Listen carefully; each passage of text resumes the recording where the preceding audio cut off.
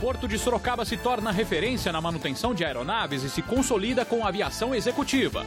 Com o frio dos últimos dias, é preciso ter o cuidado com a saúde redobrado. E ainda falando sobre o clima frio, aumenta a procura por bebidas e comidas quentes na região. E na reportagem sobre cuidado animal, vamos falar da posse responsável dos pets.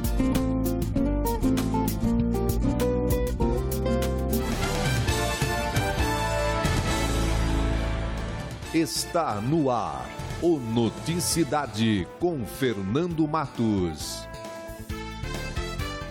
Olá, boa noite.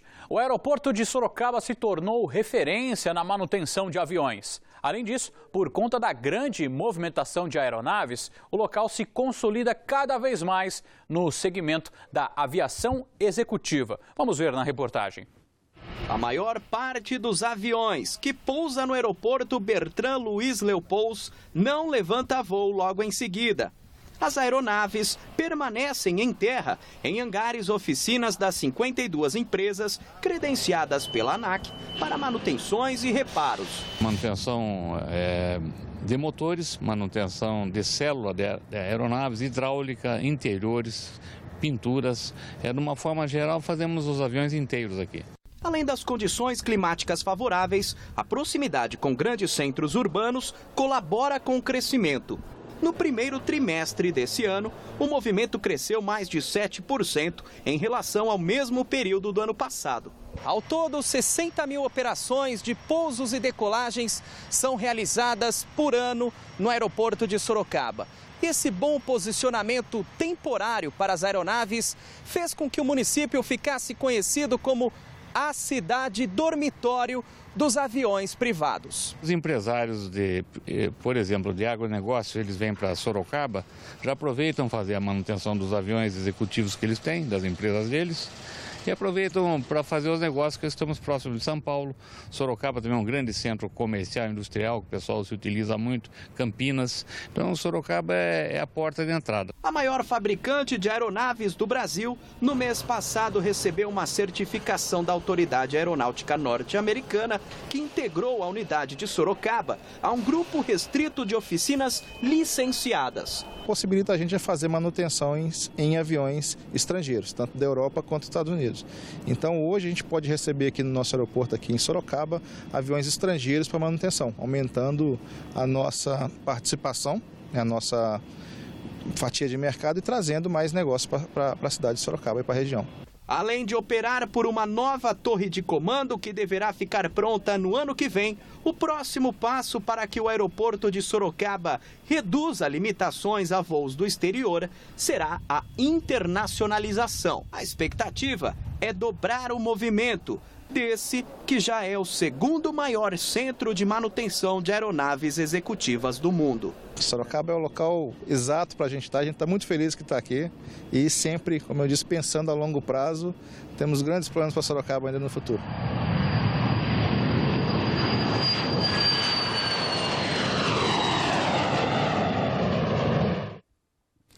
A Polícia Civil de São Paulo participou esta tarde da exumação do corpo de uma adolescente vítima de abuso que teria sido enterrada como indigente no ano passado. Segundo a DIG de Itapetininga, o corpo da menor, que estaria grávida, teria sido encontrado com o rosto, mãos queimadas e sinais de violência sexual em um terreno próximo a um frigorífico às margens da rodovia Raposo Tavares. Por meio de exame, a polícia científica vai tentar a identificação da vítima para comunicar aos familiares a causa da morte. Até o momento, nenhum suspeito foi preso e o caso continua sendo investigado. E a Polícia Civil de Votorantim investiga a morte de 2 homens no bairro Vale do Sol. Os corpos de um idoso e do sobrinho dele foram encontrados em estado de decomposição na casa onde eles moravam. O sobrinho era deficiente físico e vivia acamado. A polícia chegou até a residência depois que vizinhos sentiram o mau cheiro. Uma das hipóteses levantada pela polícia é de que o idoso que cuidava do sobrinho tenha sofrido um mal súbito e morreu no corredor da casa. O sobrinho, que não tinha condições de se manter sozinho, pode ter morrido por falta de alimentação e cuidados. A suspeita foi levantada pela polícia, já que no local não havia sinais de violência ou arrombamento. Os laudos da perícia devem comprovar a causa das mortes. O Tribunal de Justiça de São Paulo manteve a condenação de 2 homens suspeitos de estuprar uma criança em Itu. Segundo o TJ, o avô e o primo da menina teriam cometido os abusos por diversas vezes em um período de 2 anos e meio. Eles só teriam parado após a vítima contar à mãe. Ao prestar esclarecimentos, os suspeitos alegaram que apenas brincavam com a menina. A decisão da Justiça foi tomada devido à convicção durante o depoimento da criança, que não deixou dúvidas sobre os fatos apresentados. A votação do júri foi unânime. No próximo bloco, a gente fala da previsão do tempo e mais. Com o frio dos últimos dias, os cuidados precisam ser redobrados com a saúde. E por falar em tempo frio, aumenta a procura por comidas e bebidas quentes na região. O Noticidade volta já. Nos últimos dias do outono, as temperaturas na região mais se parecem com as de inverno, não é mesmo? Com isso, os cuidados com a saúde precisam ser redobrados por conta das doenças respiratórias, principalmente. O inverno começa oficialmente dia 20 de junho, mas parece que ele já chegou. Com o frio dos últimos dias, as pessoas costumam se concentrar mais em lugares fechados, o que facilita a propagação de vírus e bactérias que podem causar inúmeras doenças. Com as baixas temperaturas, nosso organismo tem um funcionamento alterado. Por isso, a maioria da população sofre com as chamadas doenças de inverno. As mais comuns são as doenças respiratórias, as infecções, em sua maioria as virais e agudas, aquelas que ocorrem em menos de 21 dias. Essas doenças respiratórias, elas têm riscos, principalmente quando a pessoa não procura assistência médica e principalmente quando a pessoa parte para a automedicação. Não podemos esquecer também que podemos ter doenças na pele, e podemos ter doenças cardiovasculares também. Para não passar por isso, o Gustavo, que é portador da síndrome de Cartagener, faz uma vez por semana fisioterapia nos pulmões. A doença é genética e faz com que uma simples gripe, por exemplo, se transforme em pneumonia. Em períodos frios como o que estamos passando, a atenção é redobrada. Costumo tomar banho mais cedo, se agasalhar bem e não abusar.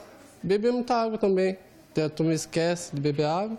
Cuidado que a fisioterapeuta acompanha bem de perto. A gente intensifica o tratamento da parte respiratória dele. E isso é importante para todo mundo, tanto os cuidados que ele tem que ter, né, para evitar friagem, essas coisas que todas as pessoas têm que ter, e também se adquirir uma gripe, um resfriado, a estar se cuidando certinho. Então, bastante vitamina C e o exercício físico é sempre importante para ele e para as outras pessoas, né? Agasalhar-se bem, hidratar-se bem, não se esquecer de que esse sol, mesmo com a temperatura baixa, ele danifica a pele, então usar o protetor solar, mesmo no período frio, hidratar bem a pele também, banhos não muito quentes, quanto mais curto o banho, melhor. E na dúvida, na suspeita de qualquer doença, procurar assistência médica.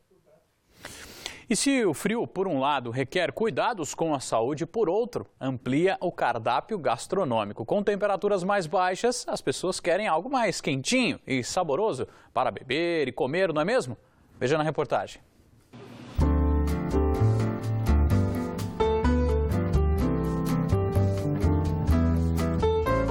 Se você sente muita fome vendo essas imagens, não estranhe. Você não está sozinho. Eu fico com mais apetite, mas a gente tenta se controlar, né? É quase incontrolável nessa época do ano. Alguns especialistas dizem que o apetite de leão é para repor a energia do corpo que fabrica o calor. E são as bebidas doces e quentes, como um café com leite, com direito à espuma, que fazem sucesso no inverno. Não é à toa que o Brasil é o segundo maior consumidor da bebida no mundo. Reforçar a primeira refeição do dia é o segredo desse casal de Sorocaba para atravessar o dia mais aquecido. Você acorda nesse friozinho, né? Tem tudo a ver você tomar um café com leite assim quente, te dar uma esquentada, sobretudo nesses dias mais rigorosos. E ela ainda repete a dose desse ritual na hora de dormir. Toda noite, antes de dormir, um chazinho é essencial, né? Para dar uma esquentada.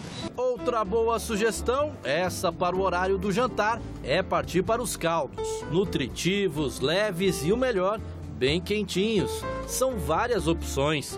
caldo verde, de palmito, espinafre, mandioquinha e, claro, caldo de feijão, inclusive com um pouquinho de bacon. E para você não ficar só na vontade aí em casa, nós vamos dar uma receita de um delicioso caldo de cenoura com lula. Quem vai me ajudar é a Andréia Maranzano, que é proprietária aqui deste restaurante. Andréia, quais são os ingredientes que vão nessa receita? Olha, 1 litro de água, 2 dentes de alho, 2 cenouras cruas, 200 gramas de lula em anéis crua e 1 colher de farinha de trigo. Nós vamos cozinhar a lula, a água, o alho e a cenoura numa panela de pressão durante 15 minutos depois que apitar. Depois disso, nós vamos separar a lula e bater no liquidificador o restante com a colher de farinha de trigo. Depois é muito simples. Nós vamos colocar a lula reservada, misturar o que está no liquidificador e cozinhar por 5 minutos depois que levantar a fervura. E está pronto o caldo. Agora é um excelente acompanhamento para essas noites de inverno, né? Excelente. Se você preferir, pode colocar um fiozinho de azeite, uma pimentinha, mas vale lembrar que ele está extremamente saudável e sem gordura. Já que a variedade de delícias é grande, vale tudo para vencer o frio.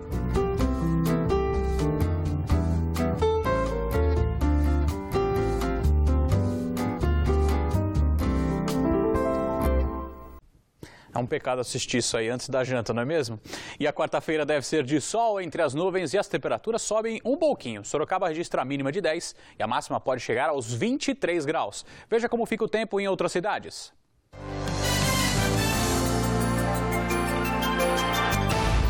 Em Ibiúna, a mínima prevista é de 7 graus e a máxima chega aos 21.